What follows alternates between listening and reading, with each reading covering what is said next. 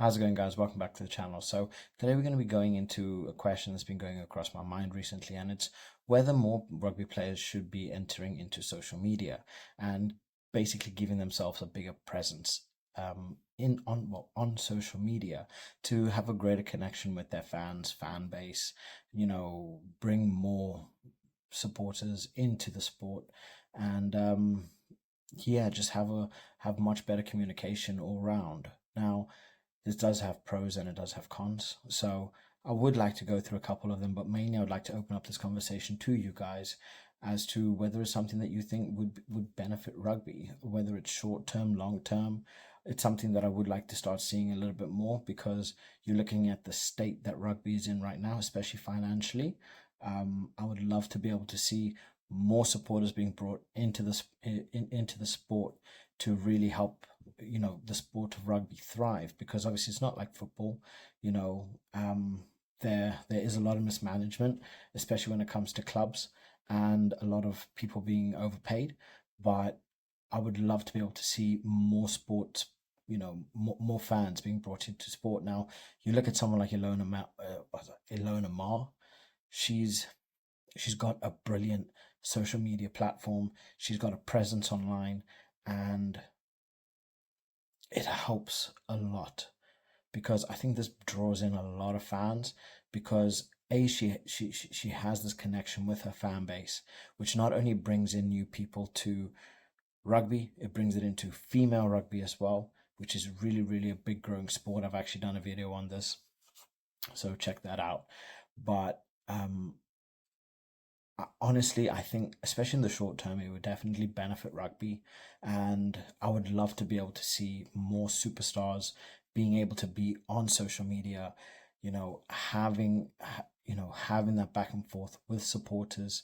Because honestly, there are players that I've literally never heard of before, like ever. And the players that we're now hearing are they retired, like Skulk, and it's just something I would love to see a bit more presence in terms of the fans. Well, sorry, in terms of the players, because honestly, I think having a good social media presence would only help bring more people into the sport, and having a good understanding of where they are, who they are, I think would really, really go a very far way to achieving this.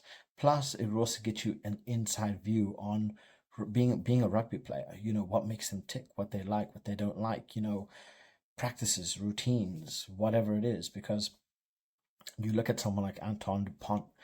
I've never heard that man speak. I don't know what he likes, what he dislikes. I don't know if he, likes to wake up at, I don't know, 6 o'clock in the morning, whether he likes to have a smoothie with his breakfast, because especially with young talent, your grassroots, they they they want to look at the best in the world and say, okay, look, Eben, he's doing this. Peter Steph de Toit, he's doing this. Anton Dupont is doing this. This is what makes them great. This is what makes them stand out in rugby. I want to emulate that, right? So, especially with grassroots, I feel that these are things that would help emulate their idols, the people that they look up to, and, hopefully be able to bring a stronger flock of players. I mean, you look at young Irish players, seeing players like Caelan Doris. You see young English players wanting to be like, Itoje. The bloody list goes on. New Zealand, Dan Carter, Bowden Barrett, whoever it is.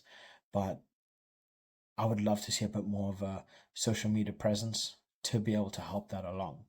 Now, there is also the downside of it because you could also see the grassroots not taking the game as seriously and just wanting to become influencers, right? Wanting to become, oh, just, using rugby as a platform to become an influencer, and ultimately, you know, not benefit the sport. Because this is the thing.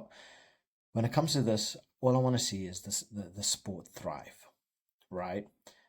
Get in the fans, get backsides on the seats, bring entertainment to the supporters, and basically play the best rugby. But what I don't want to see is people taking advantage of the sport to get onto a social media platform, right? Using the sport to become internet famous.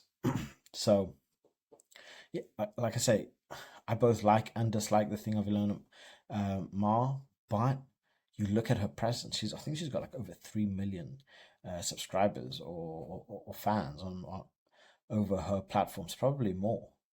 You know, and now you got to think this is 3 million people that she alone, to a certain degree, is potentially bringing in to the sport, right? So imagine the kind of presence that you would have if Dan Carter, Bowden Barrett, Geordie Barrett, bloody Cheslin Colby, Ibn Yetzibet, Peter Steph Toit, whoever it is, the most elite players having some form of social media to have a better presence with fans, being able to bring in new fans to the sport as well. I think it would go, miles and miles. But it also comes down to the kind of people they are. You can't say someone like Peter Steph, who's relatively withdrawn, to say, oh yeah, you need to go and do a YouTube channel. You know, so it comes, but it's something that I would like to see because it is a big, big platform, and especially with internet, it's an endless platform to get you to the most amount of people, right? And I don't think rugby is utilizing it very well, like at all. I mean, even you look at their TV rights, you look at their advertising, it's nowhere.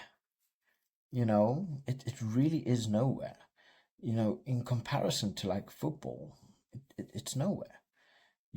Just something as simple as like, I don't know, a team match of the day. I would love a match of the day. You know, we don't get that. But I digress. Honestly, looking at both the pros and the cons, I could definitely see social media being a very big pro, especially in the short term. But I want to hear your guys' thoughts on whether you think it would be good for the sport or bad for the sport. So, look, please like and subscribe if you guys want to see more rugby content. It really, really does help my channel grow. And I do want to be providing you guys with the best content possible. So, on that note, have a lovely day, lovely Christmas, and I'll catch you guys probably just before New Year's. Ciao.